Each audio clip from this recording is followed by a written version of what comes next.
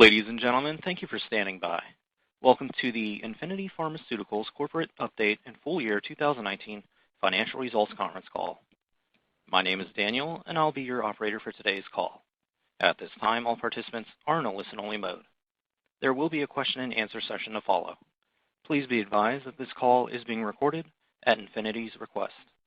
Now, I would like to introduce your host for today's call, Jane Kaufman, Senior Executive Coordinator at INFI Pharmaceuticals. Please go ahead. Thank you, Daniel, and good afternoon, everyone. Welcome to today's call. We are pleased to discuss our recent significant business progress, review our full year 2019 financial results, and provide our key milestones for 2020. With me here today are Adelene Perkins, Chief Executive Officer, Larry Block, President, and Dr. Jeff Kutok, our Chief Scientific Officer. We will open up the call for Q&A following our remarks. The press release issued this afternoon details our results and are available at our website at infi.com. Please note that during this call we may make forward-looking statements about our future expectations and plans, including clinical development objectives, the therapeutic potential of our product candidates, our strategic plans and strategies, and financial projections.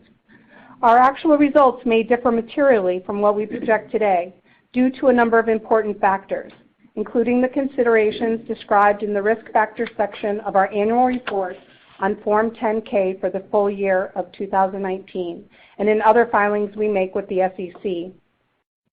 These forward-looking statements represent our views only as of today, and we caution you that we may not update them in the future, whether as a result of new information, future events, or otherwise. Now, I would like to turn the call over to Adelene. Thank you, Jane, and thank you to everyone for joining us. This is an exciting time for INFI Pharmaceuticals.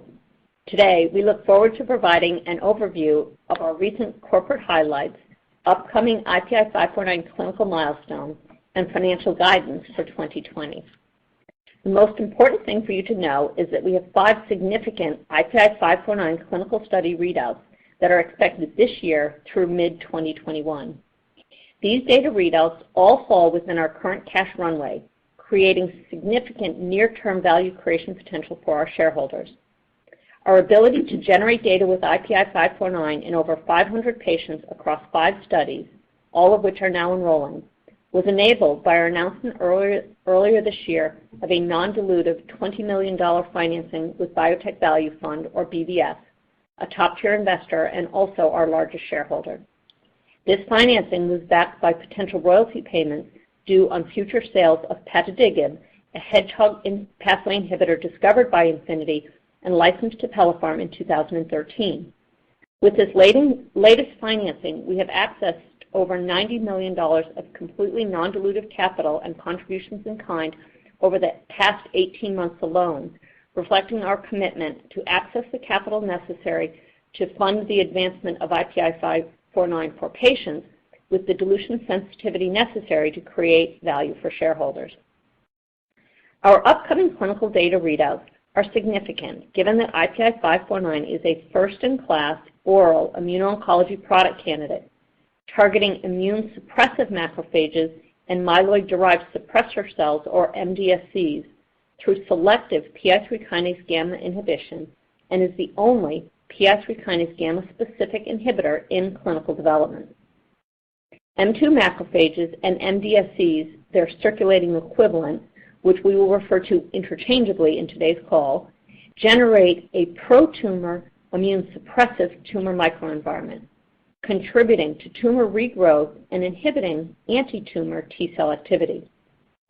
Research at INFI and elsewhere showed that the presence of these immune-suppressive MDSCs and M2 macrophages may be a key reason that only a small percentage of patients benefit from checkpoint inhibitors and that most patients who respond initially to checkpoint inhibitors ultimately relapse.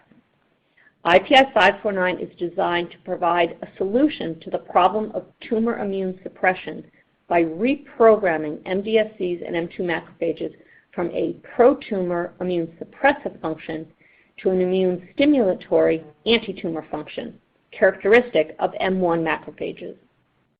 MARIO-1, our phase 1 study, has generated clinical and translational evidence of this decreased immune suppression and increased immune activation with IPI-549 both as a monotherapy and in combination with checkpoint inhibitor therapy. These initial data have laid the foundation for and informed our ongoing clinical development. IPI-549 has also demonstrated an excellent safety and tolerability profile, again as both a monotherapy and in combination with a checkpoint inhibitor, enabling a robust clinical development plan with a number of innovative combination therapies in several tumor types intended to improve upon emerging standards of care as well as approved front and second-line regimens. These compelling mechanistic safety and activity data have enabled us to attract top-tier partners for the development of IPI-549, resulting in collaborations with Bristol Myers Squibb, Roche Genentech, and Arcus Biosciences. These partnerships are truly collaborative, enabling us to benefit from the expertise and insight of world-renowned leaders in oncology and are invaluable for the successful development of IPI-549. Our collaboration with BMS leverages important data from their CheckMate 275 study, which resulted in the approval of Opdivo as a monotherapy in bladder cancer patients following progression on a frontline platinum-based chemotherapy.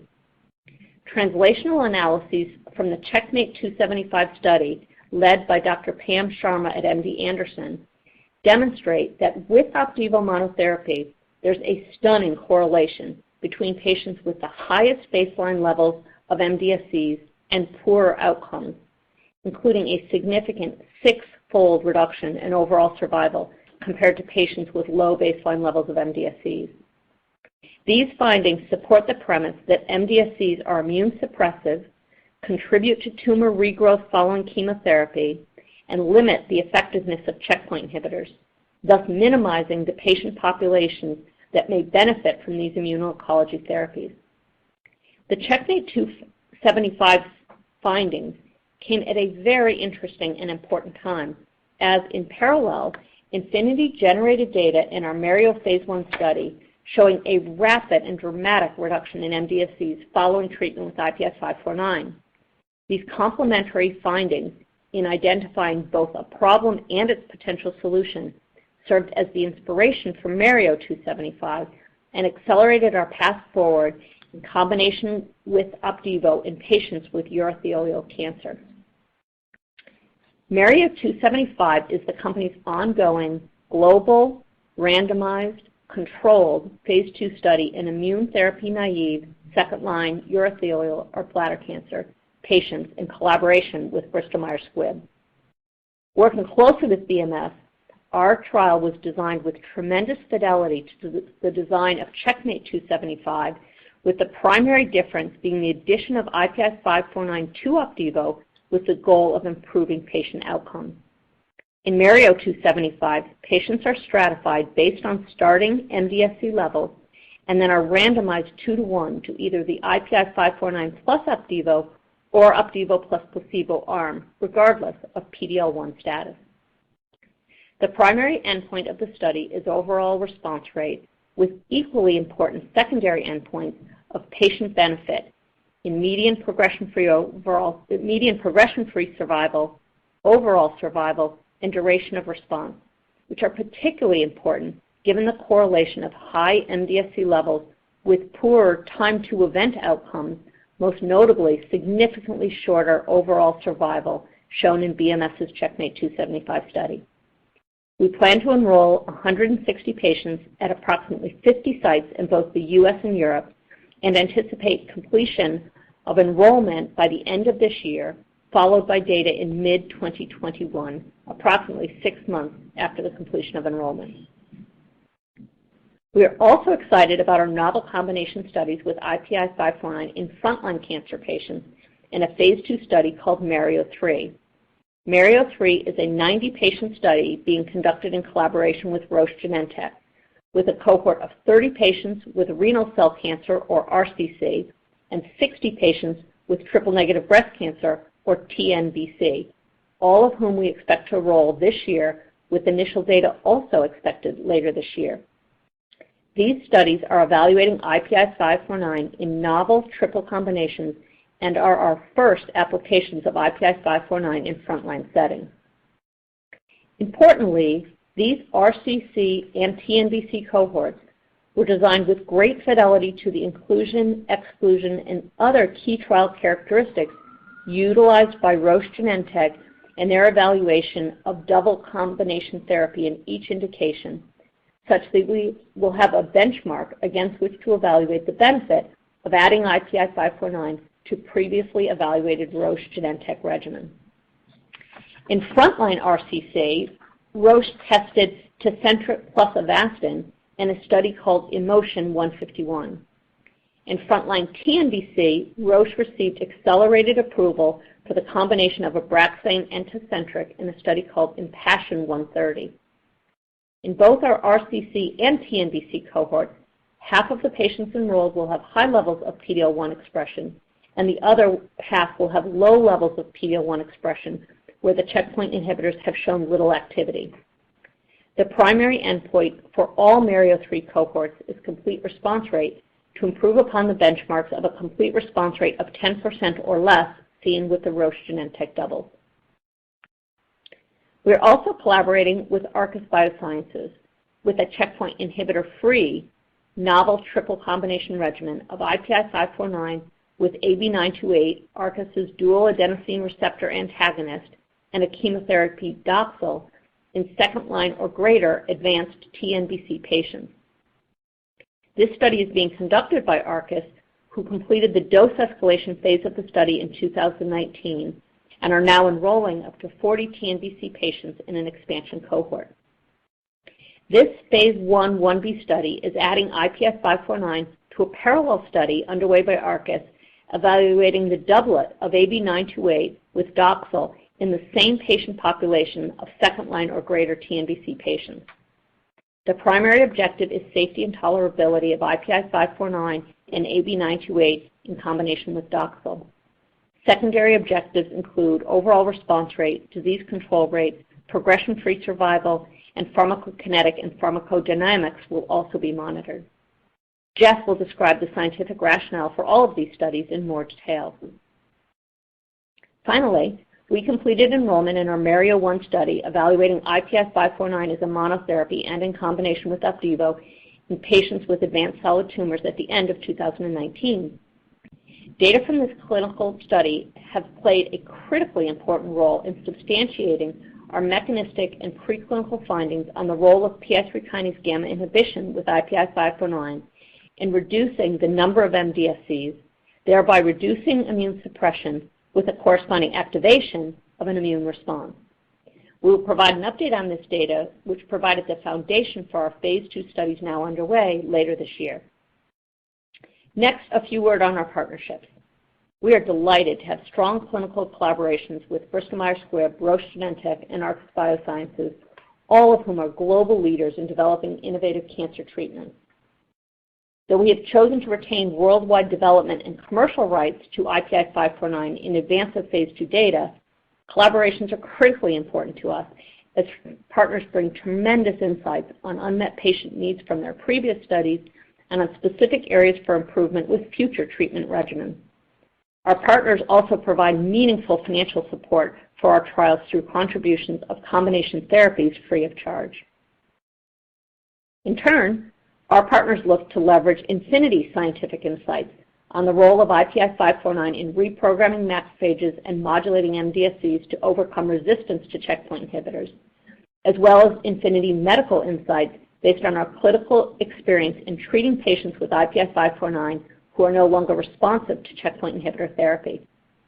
Our phenomenal clinical team, led by our VP of Clinical Development, Dr. Hallie Zhang, and our VP of Clinical Operations, Jennifer Roberts, are supported by the 70-plus clinical investigators on our trials and an expanded network of clinical advisors and collaborators, some of whom have recently joined our exceptional clinical advisory board. We are pleased to announce today the additions of Dr. Pam Sharma, co-leader of the MD Anderson Cancer Center's immunotherapy platform and the principal investigator on the VMS Checkmate 275 study that first demonstrated the association of high MDSCs to lower overall survival in patients with urothelial cancer, and which provided the inspiration for our Mario 275 study, for which her unique insights will be invaluable. We are also pleased that Dr. Tony Chieri, the director of the Lank Center for Genitourinary Oncology at Dana-Farber Cancer Institute, has also joined our clinical advisory board. Dr. Chieri is a recognized thought leader in the GU field who has done extensive work in the development of better treatments for patients with RCC and will bring his unique insights to the interpretation of our data from Mario 3 and RCC and the development of next steps. Dr. Michael Postow has also joined our clinical advisory board. He co-leads the melanoma disease management team at Memorial Sloan Kettering Cancer Center and was the principal investigator of a clinical trial which led to FDA approval of the nivolumab plus ipilimumab combination to treat melanoma, and will bring tremendous insights to the identification of potential future paths for IPI-549 in melanoma. And finally, our clinical advisory board is chaired by Dr. Sam Agresta, Infinity board member and chief medical officer of Foghorn Therapeutics. Dr. Agresta played a key role in the approval of several important drugs, including Tibsova and Idifa while at Agios, and Kadcyclo, which is approved for breast cancer, while at Genentech. Dr. Agresta also played a key role in designing the Infinity trials now underway and is actively engaged with the company in advancing these trials. With our great clinical team, investigators, and advisors, 2020 is a very important year for the clinical development of IPI-549 and for the company. We're totally focused on completing enrollment in Mario 275 and Mario 3 this year, and on generating data from all 5 of our study cohorts, which will be in a total of over 500 patients between now and mid-2021. Before turning the call over to Dr. Jeff Kutok, our Chief Scientific Officer, I'd like to highlight the announcement we made today that with the advancement of IPI-549 into phase 2 development, Jeff has officially passed the baton on development of IPI-549 to our clinical team. With his baton passing, Jeff will be leaving Infinity at the end of March to focus his considerable research talents on leading drug discovery at another life science company, and will assume the role of chair of Infinity's scientific advisory board. In this new capacity, working with internal and external scientists, Jeff will continue to play a critically important role in interpreting new scientific insights on PI3 kinase gamma-specific inhibition and in helping to guide potential future development paths for IPI-549. Jeff played an instrumental role in the discovery of IPI-549 and in its transition into a robust clinical development program, and we are forever grateful for the enormous contributions he's made in bringing IPI-549 to this point and for his ongoing commitment to the program and to Infinity. It is with profound appreciation that I now turn the call over to Jeff to review the strength of the scientific rationale underlying each of our clinical studies now underway. Thank you, Adelene. I'll certainly miss the daily interactions with you and all of my colleagues at Infinity, and despite my upcoming transition, I remain incredibly excited and enthusiastic about the path that IPI-549 is on and the strong scientific rationale that underlies the design of our studies, which I'll now review. As you just mentioned, our Mario 1 data has provided important proof of mechanism supporting the potential of IPI-549 to decrease immune suppression and increase immune activation after treatment, with demonstrated clinical activity in patients. We're particularly excited to see activity with the combination of IPI-549 and Opdivo in patients that would not be expected to respond to Opdivo monotherapy. These data have laid an important foundation for our ongoing clinical programs and the future directions which I'd like to highlight. Adeline summarized the scientific premise behind Mario 275, our global randomized controlled phase 2 clinical trial of Opdivo plus 549 in urothelial cancer patients. So I'd like to take a step back and touch on the breadth of the impact that immune suppressive MDSCs and M2 macrophages have across a number of different tumor types. Broadly speaking, MDSCs and M2 macrophages are rapidly being appreciated as a key mechanism by which tumors create a protective microenvironment and defend against immune attack. Distinct from targeted therapies directed to genetic mutations that drive the growth and survival of specific tumors that harbor those mutations, the macrophages and MDSCs that infiltrate nearly all tumors are a fundamental biological mechanism of immune suppression that is relevant across most, if not all, of tumor types. We have extensive preclinical mechanistic studies that support the key role of PI3K gamma signaling in the immune suppressive function of these macrophages in MDSCs, and also clinical and translational data to show that selective inhibition of PI3K gamma by IPI 549 can overcome their suppressive effects and lead to immune activation in tumors. The mechanism of action of IPI 549 can therefore potentially synergize with many other therapies that either target other aspects of immune suppression in tumors, like checkpoint inhibitors or adenosine pathway, or with chemotherapy like Doxil and Abraxane, or targeted therapies like Avastin, all of which we are currently pursuing in clinical studies. There are additional preclinical and scientific rationales for combining with IPI 549 with other therapies, and we look forward to pursuing these in the future. With respect to our existing studies, the data that BMS generated in Checkmate 275, reinforcing the association of high levels of MDSCs with poor outcomes in bladder cancer, provided the foundation of our Mario 275 trial, has been seen in many other settings and tumor types. There are extensive publications on the correlation of high MDSCs with poor prognoses in melanoma, head and neck, lung, and other cancer types. As such, our Mario 275 study serves as an important test of the potential value on reducing MDSCs, which could be much more broadly relevant across many tumor types and settings. This approach may be representative of the next wave of cancer therapies, which are not tied to tumor histology, but rather to fundamental biologic processes, along the lines of the recent approval for checkpoint inhibitors based on high levels of microsatellite instability regardless of tumor type. Against this backdrop, I'd like to describe how the fundamental role of MDSCs drive the underlying biologic rationale of each of our trials beyond Mario 275. Let's start with Mario 3, our phase 2 study being conducted in collaboration with Roche Genentech.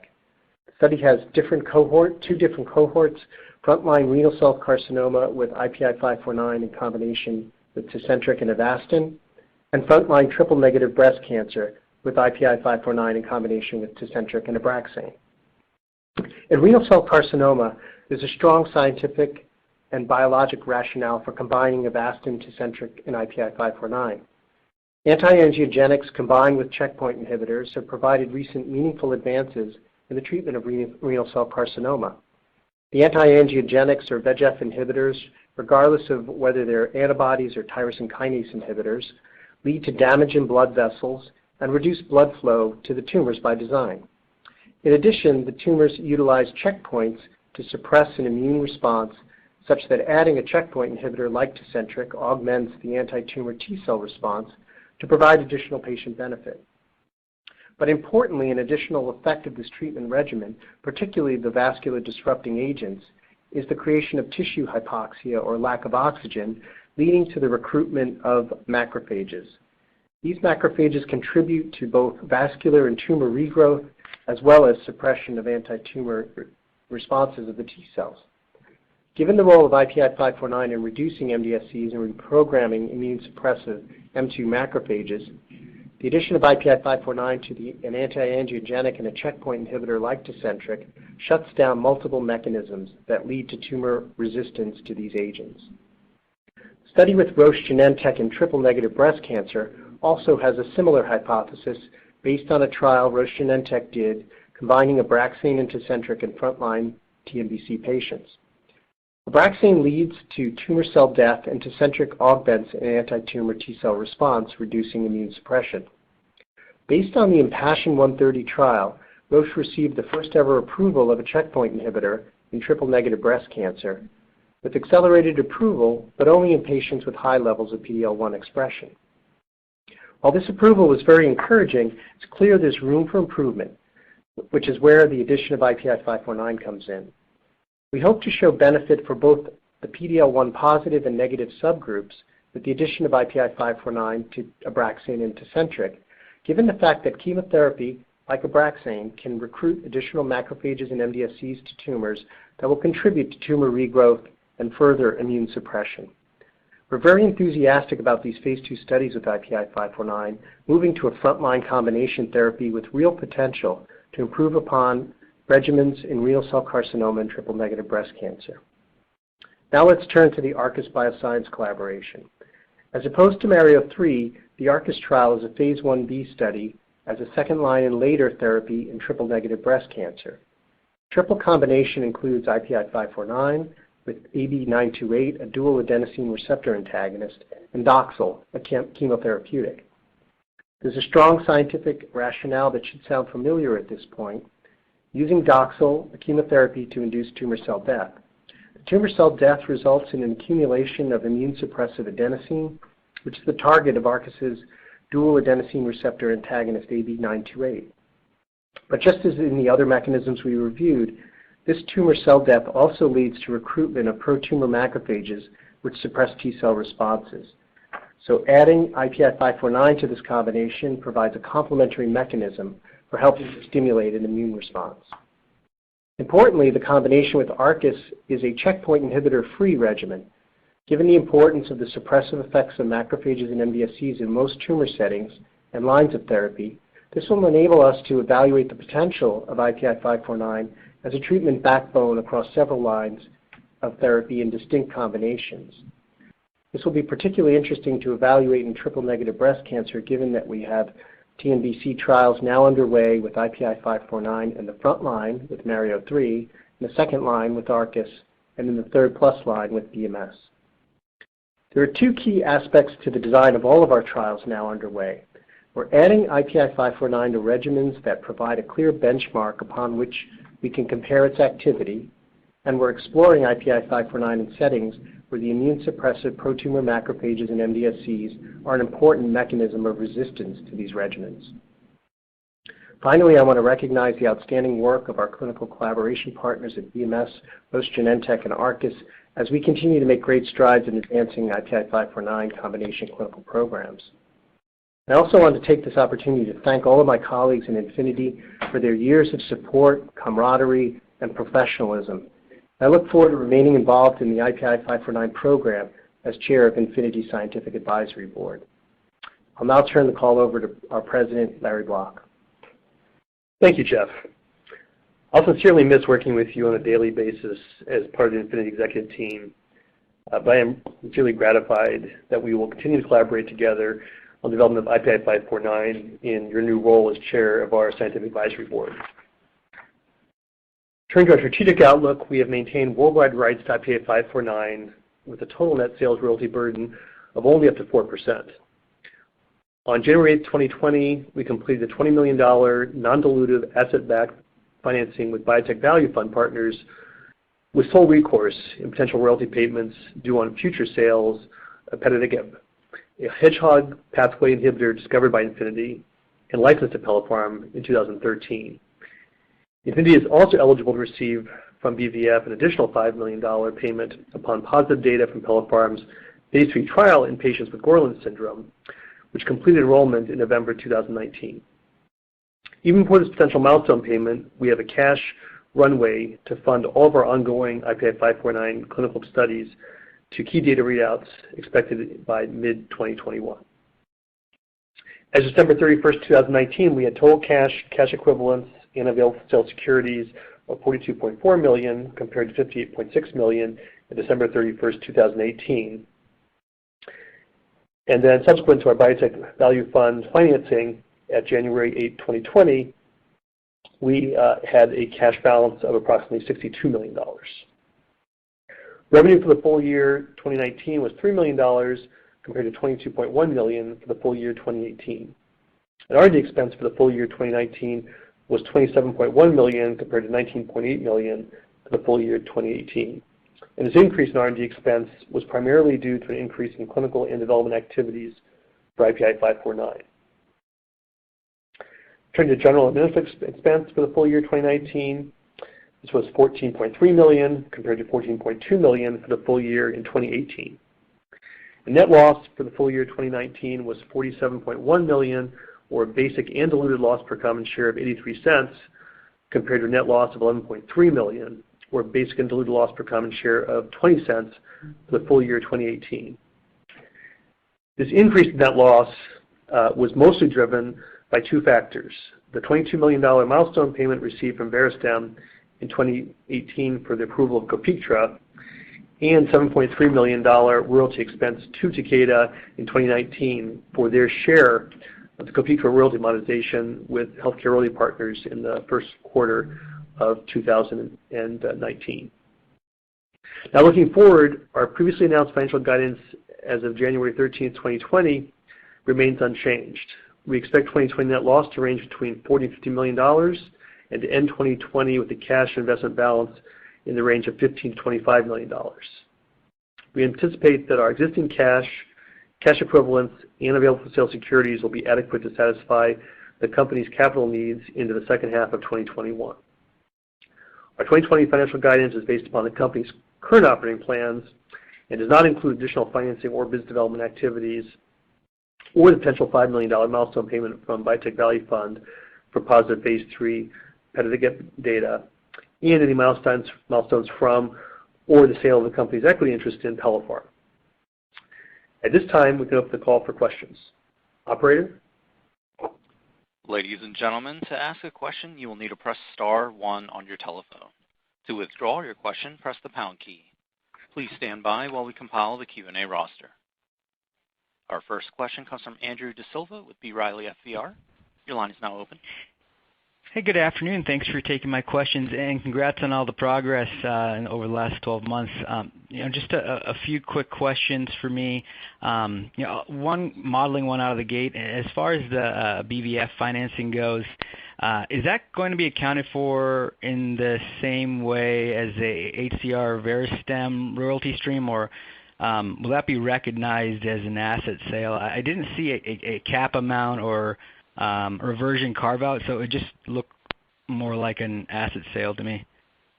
Yeah, it's a great question. So because of the subsequent event, we're actually working through the accounting with INFI, and so we'll have that reflected in the first quarter Q in May. But it is, although they may look analogous, there's definitely some of the sort of financial components of it that still need to be analyzed to make a final determination. Okay, great. And then as it relates just broadly to the competitive landscape, actually more specifically to PI3 gamma, has there been any updates on AstraZeneca's candidate, and have any other development programs emerged as well? So thanks, Andrew. I'm not aware, and we're not aware of any updates on these programs. They did do an update at AACR last year, and they had data in preclinical models that looked somewhat similar to our program. The only discernible difference was for their preclinical studies, they were dosing twice a day and were a once-a-day oral drug. There's no evidence of any PI3 kinase gamma-specific inhibitor in clinical development. So we believe that we remain the only PI3 kinase gamma-specific inhibitor in clinical development. Okay, that's good to hear. And a good segue to my last question. I guess really two parts to it. There has clearly been just an increase in programs targeting macrophages lately. I'm just curious if your enrollment rate to date is keeping up with what you were expecting when you originally gave guidance in January, or if some trials are trending behind or ahead of what you would have initially thought. And then when you step back and look at the broader backdrop, I'd love to get your thoughts on how you see 549 or Infinity just fitting into the broader landscape with everything that's evolving lately. Sure. So, it's 2 months into the year, so it's early, but we remain really pleased with the status of the trial enrollment and the site initiation. We just came back from the GU ASCO meeting in San Francisco in mid-February, and there was just a lot of enthusiasm from our investigators. So, I would highlight with our Mario 275 study, with the 500 sites, the majority of those are outside the U.S., and so there's a really compelling rationale for patients to enroll in that study because they will either be receiving the standard of care, Opdivo plus placebo, or the standard of care plus IPI 549. And in some of the sites that we're studying, the Opdivo is not available to those patients as a second-line therapy. So we've seen great enthusiasm for investigators, and our enrollment is off to a good start. I'll remind you, in our Mario-3 study, we're going into the front line where we're adding again, when you look at Mario-3 and triple-negative breast cancer, the Abraxane plus Tecentriq is an approved regimen, and we're all thrilled with that, but it has some shortcomings in that it is not approved in patients with low levels of PD-L1 expression, and the complete response rate is low. So we find as we talk with our investigators, they're keenly aware of the need for better therapies, and the fact that IPI-549 is so well tolerated, enables us to go into those triple therapies. So, so far so good. And, with the broader treatment landscape, in addition to the fact that we're the only PI3 kinase gamma specific inhibitor in development, we're not aware of, while as Jeff mentioned, there's a lot of excitement about MDSCs in the macrophage compartment, there are no other drugs that we're aware of that reduce the MDSCs or particularly reprogram the M2 macrophages to M1 for which there's any phase 2 data to evaluate. So there's a lot of excitement. It's still relatively early days, and so we'll be monitoring and looking carefully at those. But, from both our mechanism and preclinical data and where we are in the clinic, we believe 549 still has the potential to be quite differentiated from other approaches. Okay, thank you. That was really good color. Thank you very much. And congrats on all the progress, and best of luck in 2020. Thanks, Andrew. Thank you. Our next question comes from Kevin DeGeeter with Oppenheimer. Your line is now open. Hey, great. Thanks for taking my questions, guys. As we think about I guess, two primary clinical data readouts in 2020, Mario-1 and Mario-3, is it reasonable to assume that we'll get the Mario-1 data, that final update earlier in the year, and then Mario-3 relatively later in the year?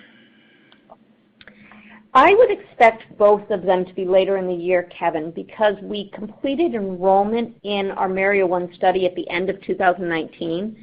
So we have patients who are still waiting to get data from their first scans. So we will be collecting both the clinical and translational data on those patients during the year. We also have to date presented just at major medical meetings, and so we'll most likely, just given that we don't even have first scans on some of those patients, be looking towards the second half of the year, and with abstract submission deadlines that there's a long lead time. So that's the story with Mario-1. With Mario-3, it's really the same thing. We're in the early days of enrolling patients, so by the time we have a couple of scans and data on those patients, we'll have a more robust set of safety data by the end of the year, but the activity data will still be early, and it will be later in the year. Got it. Maybe a financial question for Larry, and I'll follow up. With regard to the cash burn guidance, a reasonably wide delta there. Can you sort of walk us through what some of the puts and takes, kind of in that $10 million potential swing on burn might include? Yeah, so as Adelene said, it's still early days in terms of our enrollment, and most of our expenses are driven by our clinical expenses. Our G&A expenses are relatively constant year from year, as you can tell from our 10K.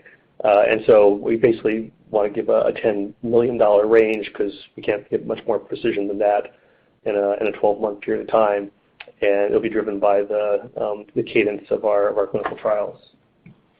And kind of following up on that, with regard to some of the COVID-19 related travel restrictions and other variables, how do you think about the visibility you have on pace of enrollment? I guess specifically with regard to Mario 275, given the configuration of where most of those sites are.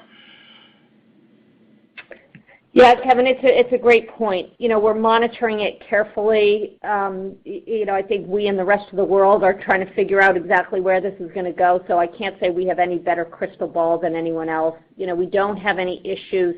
I know there's been discussion about drug supply coming from China. We don't have any concerns. It really will depend for us because we do have several sites in Europe, what happens with COVID throughout Europe and what it does to travel. So it's really too early to tell, and we're watching the same news you are to try to keep a good sense for where that's likely to go. All right, listen, thanks for taking my questions, and yeah, congrats on the progress. Thanks, Kevin. Thank you. Our next question comes from Anupam Rama with JP Morgan. Your line is now open. Hi, guys.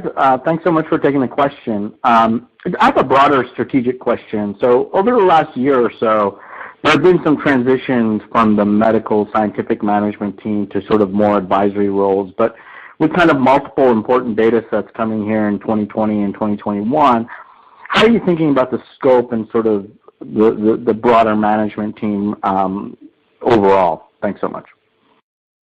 Sure. Thanks, Anupam. So as I mentioned, we've got a terrific team. We're very focused on the clinic right now and on the clinical data.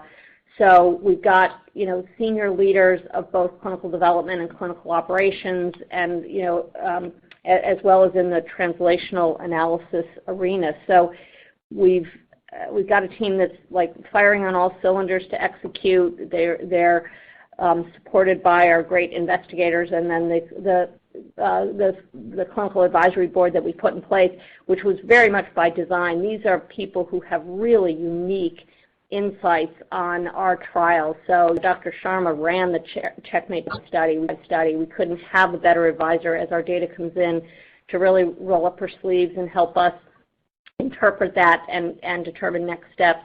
The same thing with Tony Cherry. He's really a thought leader in renal cell. Dr. Agresta has done a lot of work in breast cancer.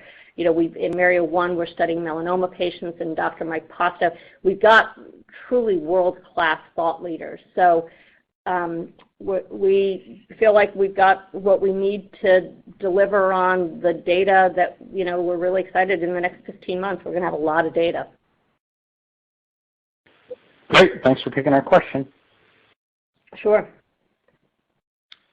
Thank you. Our next question comes from Sumit Roy with Jones Trading. Your line is now open.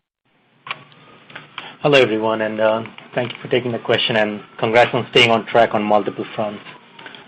To get a little granularity on the data, what kind of data we're going to see at the end of this year, possibly fourth quarter, on both the Mario 3 and Mario 1. So starting with Mario 3, maybe the TNBC cohort, should we expect out of the 60 patients, should we expect at least 30 patient data set? And what are we going to see? Are we going to see the standard response rate, possibly PFS of swimmer's lane, and beyond cycle 2, like cycle 2, 3, 4, how the MDSC levels are panning out? Just to get some kind of sense of how much granular data we're going to see. Yes. So clearly, the data that we'll read out sooner, it kind of goes, as in sequential. The first thing we'll see is safety. The next thing that we'll see is response rates. Our primary endpoint is CR rates, so those will be the first things. It'll be unlikely that we'll see time to event readouts of PFS or overall survival, just given that we're enrolling those patients now. So we wouldn't expect to have the time to event endpoint. Exactly how many patients we'll have it on depends on the cadence of enrollment. As we said, we're 2 months into the year. We've got a lot of excitement, and we've got lots and lots of sites initiations underway and sites that are up already. So we'll, as we get closer to abstract deadlines, when we know how many patients we both have enrolled and how many patients we'll be reporting on, we'll be able to update that. But we do expect to have data later this year that will be most likely, safety and activity measured by response rate. Thanks. Maybe this is a question for Jeff, and I'm kind of blanking on this thing. Have you looked into like a preclinical model where MDSC knockouts like S100A9 mouse models? Do you see, if you do a xenograft, TNBC xenograft, do you see them surviving more or less the same as immune competent mice or better? To get any sense how this might translate? So, Sumit, is your question more around safety in MDSC? Efficacy, in fact, like how much really MDSC is contributing in a TNBC setting. We have a fairly good understanding in the bladder cancer from the Checkmate 275. Right. I'm trying to think of the, other than our own data showing, IPI 549's effect on those cells, and there's all, decreased tumor growth and decreased, delay in tumor growth in those models. I'm trying to sit here and think of, but I can't really come up with, off the top of my head, a model that specifically, targeted the MDSCs in a genetic way that could answer your question, unfortunately. Got it. We can circle back on that. And that's a good question. Yeah.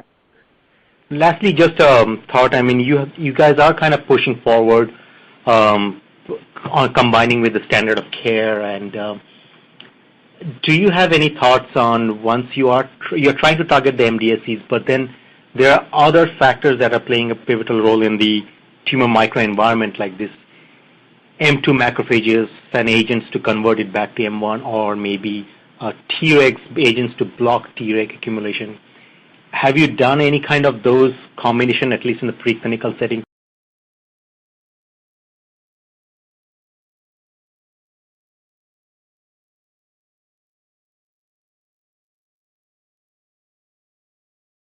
To see if they are a better combination than just combining with a standard of care IO combos?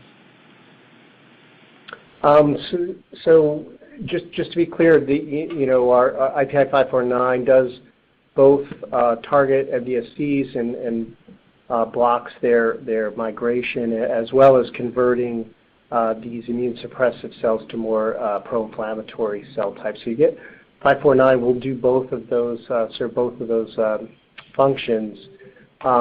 We've looked at a variety of different models that target a number of different pathways, specifically Tregs. I think there are fewer models that are specifically targeting Tregs, but we've looked pretty extensively and published most of the data targeting other mechanisms of immune suppression. Arcus has published, presented at meetings on the combination of an adenosine antagonist and 549, and those are data that are largely been published that we've done.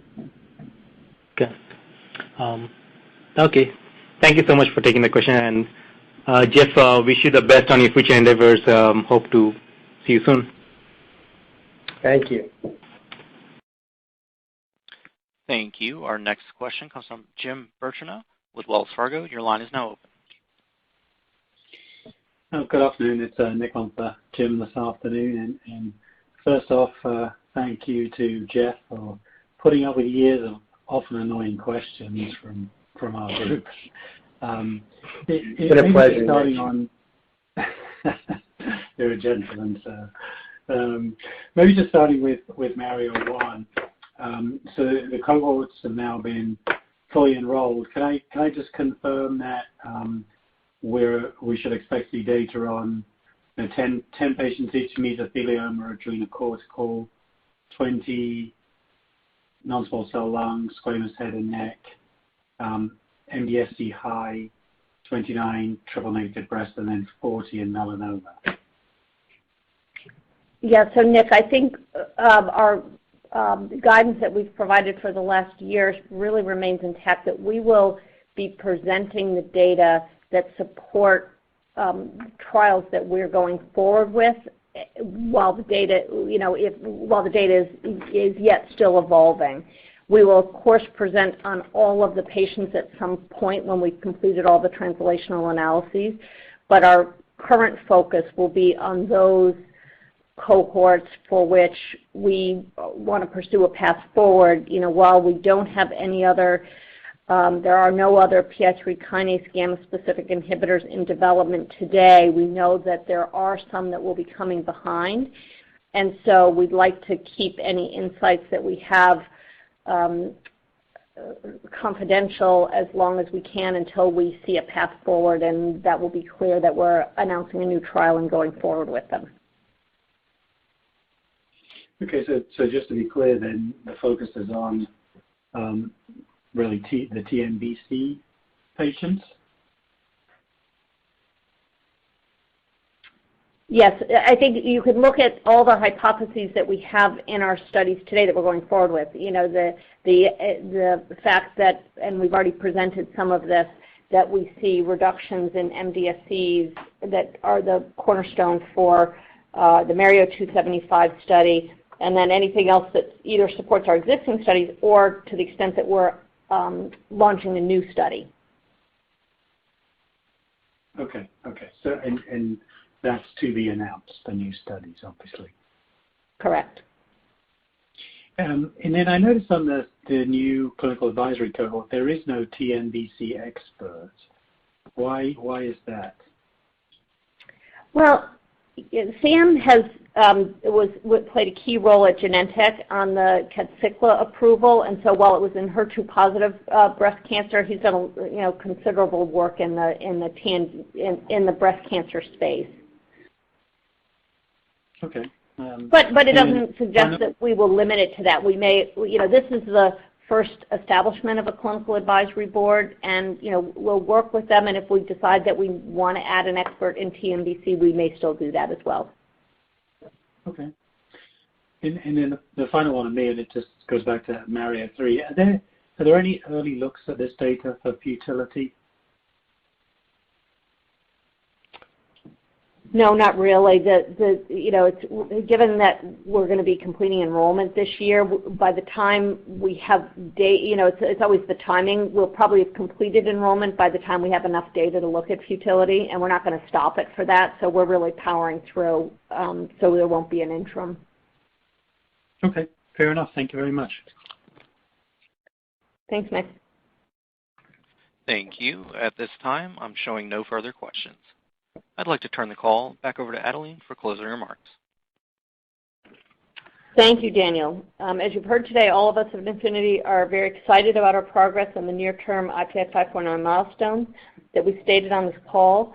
And in closing, I'd like to briefly reiterate several key points: that IPI 549 is a potentially transformative first-in-class agent with promising activity that enables innovative combination treatments. It is today the only PI3 kinase gamma inhibitor in clinical development, and we have strong support for targeting MDSCs that underscore particularly our randomized phase 2 trial in Mario 275.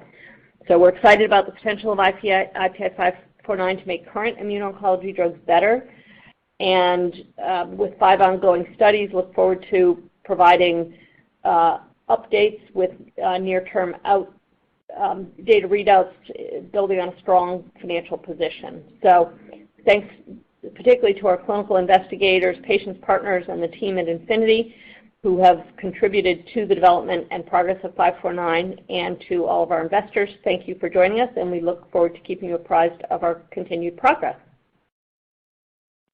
Ladies and gentlemen, this concludes today's conference call. Thank you for participating. You may now disconnect.